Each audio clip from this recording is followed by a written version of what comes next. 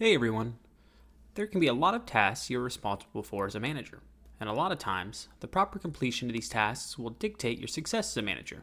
Forgetting to do an important task or falling behind on a deadline can put you in a poor light with your supervisor, your counterparts, and even your team. When you are busy to the brim with your everyday tasks, it gets hard to drive the results your organization is looking for.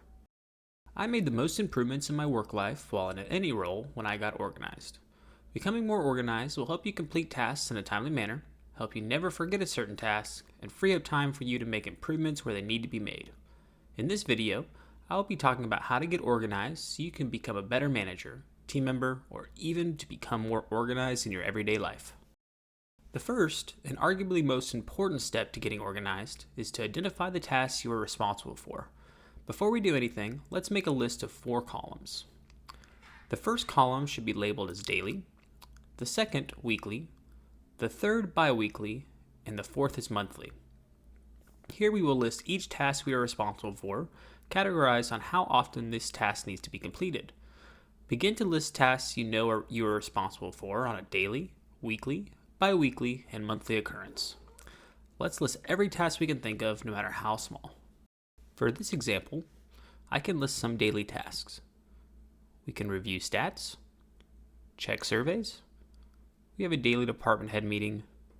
Of course, we gotta have to take our lunch hour, and say we have some banking to do. For weekly, we have a Monday regional call and a Friday manager support call. Bi-weekly, we want to make sure our team gets paid, so we have every other Friday payroll. And then lastly, for monthly, I know on the 10th I have to do inventory, and on the 25th I have an audit. Now, you can add more columns if you like. Do you have an important quarterly task in your position? Create a quarterly column. You can have as many columns as you like. The important part is knowing what tasks you're responsible for and how often you're responsible for them. Once you have your tasks laid out, we can move on to adding these tasks to our calendar. The number one tool I like to use to get organized is my calendar. Almost all email clients, such as Gmail, Outlook, or Yahoo, offer a calendar feature you can take advantage of. For this demonstration, let's jump into an Outlook calendar. The first thing you want to outline is your hours of availability. Think of your weekly work schedule here. For instance, if you work Monday through Friday, 9 a.m. to 5 p.m., I would list these as my hours of availability. We can always schedule tasks outside of these hours if needed, but at least this gives us a blank slate to start with so we can start scheduling some tasks. Referring back to our task list, we can start with adding our tasks to the calendar within our scheduled availability. Are any of these tasks time sensitive? For instance, do you need to complete baking before noon every day? You can schedule in your calendar accordingly. For any tasks that are not time sensitive, and you can complete them at any time throughout the day, week, or month, start to think about building out your ideal daily schedule. Do you prefer to check surveys after lunch every day? Maybe you like to check stats first thing in the morning. Continue to go through each column and add all of your daily, weekly, bi-weekly, and monthly tasks to the calendar. Alright, great. You have all of your recurring tasks outlined in your calendar. Now let's execute them. Every day, when you arrive to work, print out a day view of your calendar. There, in paper, you will have your daily schedule with all of your normal recurring tasks. You can review each task each day and know when they need to be completed by. You can check off each task as they are done to stay on track. The daily printout will keep you organized only if you keep up with your calendar. Have an interview on Wednesday? Add it to the calendar so you'll have it as a task on your printout on Wednesday. No longer need to do a certain task? Delete it from your calendar so you no longer have to worry about it. Now every manager knows there will be unique tasks to complete every day, tasks that might not have a spot in your calendar. For these tasks, I recommend supplementing your daily calendar printout with a daily handwritten to-do list.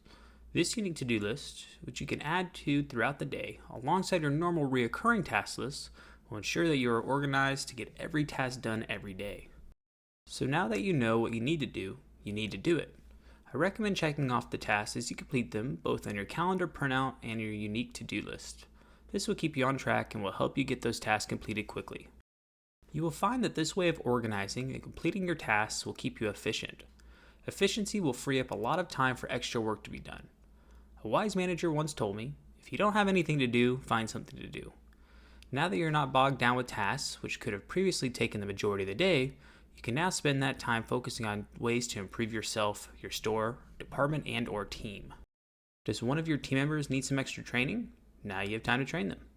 Some extra cleaning need to be done? Now's the time. Get creative here. Always stay busy on the things that truly matter when managing a team, your people and the goal. Well-utilized free time is where you become a better manager. Here are a few key tips and tricks to help with this process. Save your daily printouts in a folder or binder. You can always look back on previous lists if needed.